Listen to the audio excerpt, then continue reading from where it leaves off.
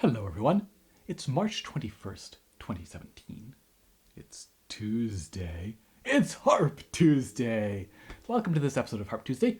Before I forget, if you're watching this the week of March 21st, I'm doing a workshop, an online warm-up workshop, this Saturday, March 25th. So I invite you to check out that. Would love to see you there. So today, in this episode, what I'm going to talk about is hand coordination, coordinating two hands at the same time, and contrary motion. But really, I think what I'm talking about is how to practice. So contrary motion is this idea of moving in opposite directions. So for example, a scale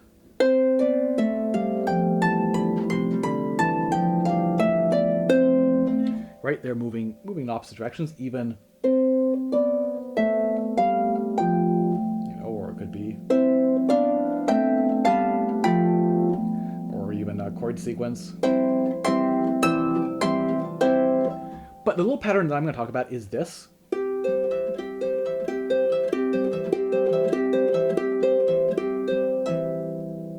And let's just look at what's happening there. So again, this idea of moving in opposite directions can be particularly challenging if you're maybe never played an instrument before, or if you've played an instrument but aren't used to coordinating the two hands. So for example, if you've played piano, this might be no problem, but it's kind of weird for us to just, first of all, the two-hand coordination, but also doing things in the opposite direction can be quite a challenge initially.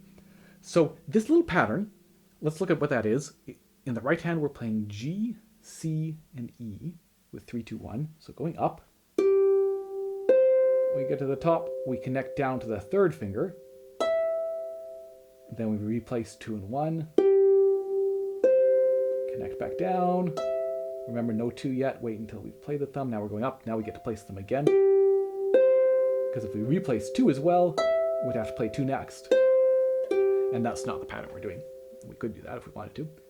In the left hand, we're going 1, 2, 3 on C, G, and E. And again, we wait. Now the third finger's on the E, ready to play. We replace the thumb on the C, play the E, put 2 and 3 on the C and the G and the E again. Replace the thumb, replace 2 and 3. So this pattern might be something that you're quite familiar with, or it might be something new, in which case you might just practice that a little bit with hands separately to get accustomed to that. But I'm going to talk about 2 ways that we might practice this pattern that I think aren't the most efficient. They're not necessarily bad, but they're just not super efficient. And one would be to try and get both hands feeling really good in the pattern, and then putting them together and hoping it all works out. And it might, but I just think in general, when we're looking at coordinating the two hands, really we're trying to build an ability in a sense of the two hands as one big separate hand, maybe separated by the body, but that it's that this is not the start of 2 separate patterns, it's one impulse, it's one thing. So somehow building instead of trying to have the two hands operate and kind of ignore each other, right? To keep this pattern going and keep this pattern and not be aware of the two that they're both playing, try to keep them separate. Instead, we want to have that feeling of them working together. So again, of course, we can try and make this pattern feel comfortable in the right hand, just working with the right hand by itself. Absolutely. Try to make this pattern feel comfortable with the left hand. But when we're trying to fit them together, and if that pattern feels good, rather than trying to think of them as 2 separate patterns, we can do something else, which I'll talk about in a moment. The other way we might practice this, and again, it's reasonable, but again, not super efficient, I don't think, would be to work on it really slowly. So what we definitely don't want to do is like, oh wait, I was supposed to connect down. Oh yeah, get sloppy, right? And we want to practice the correct fingering, for example. But what might happen is, okay, I'm going to try this. So let's see, can we start? Oh no, yeah, okay, and then then what's next? And then the thumb and right this, and then, oh wait a minute, is that right? No, yes, and then what next?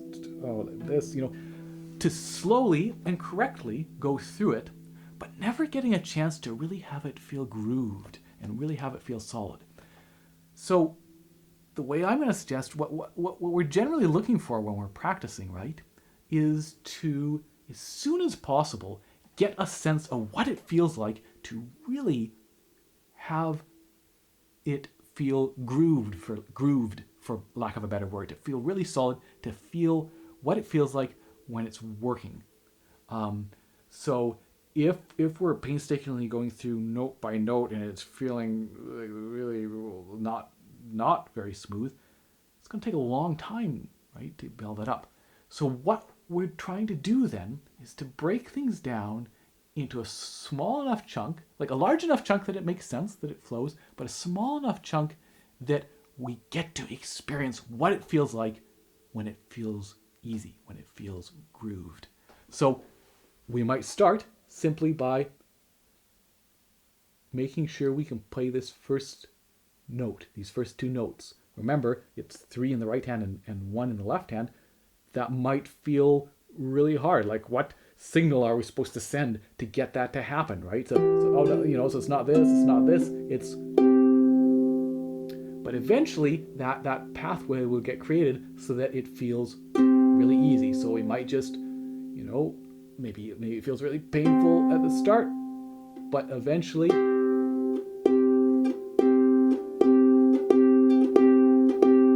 we don't even have to think about it, right? We think, okay, I'm going to play this, and it's not, no,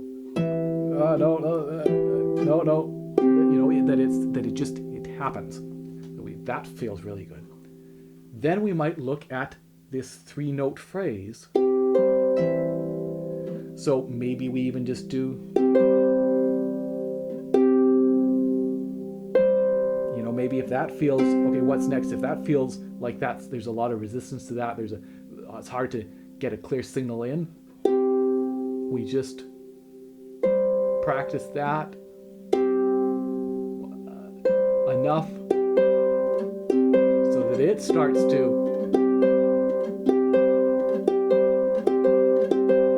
to feel really grooved. And then maybe, what's that? Yeah, okay, right, boom, all right. Great. So now, hopefully, rather than still kind of painstakingly going through it, we have a sense of what it feels like, those 3 impulses, and it feels great. So then, what we might do, practice that placement. Just the placement, right? We play that, and what are we finding next? This and this, so maybe eventually. And again, building it. Maybe it's kind of slow going at the beginning, but we're trying to. It's a smaller chunk than the whole thing, so hopefully it doesn't take too long, too much. It's going to take might take some time, might be fast, might take a while, but eventually we start to have that feel just as good as, or just as good as that start. Maybe then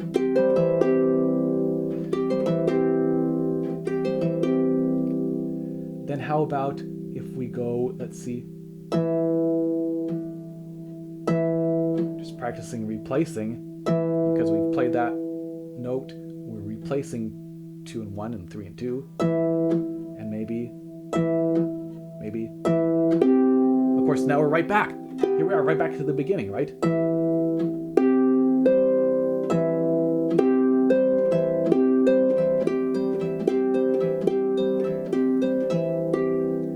So again, just trying to break things down so that as quickly as possible we get to experience what it feels like when it's really solid, when it's really grooved. And I think that's just, of course, it's helpful in something like this, right? When it can feel hard to coordinate the two hands. But it's helpful in anything you're practicing to figure out what is it going to feel like, to discover what it feels like when it's working really, really well, when it's really smooth. And again, breaking things down in chunks helps a lot with that. So I hope that was useful. Hope you enjoyed this. Again, maybe I'll see you Saturday, and if not, I'll see you in 2 weeks' time. Cheers.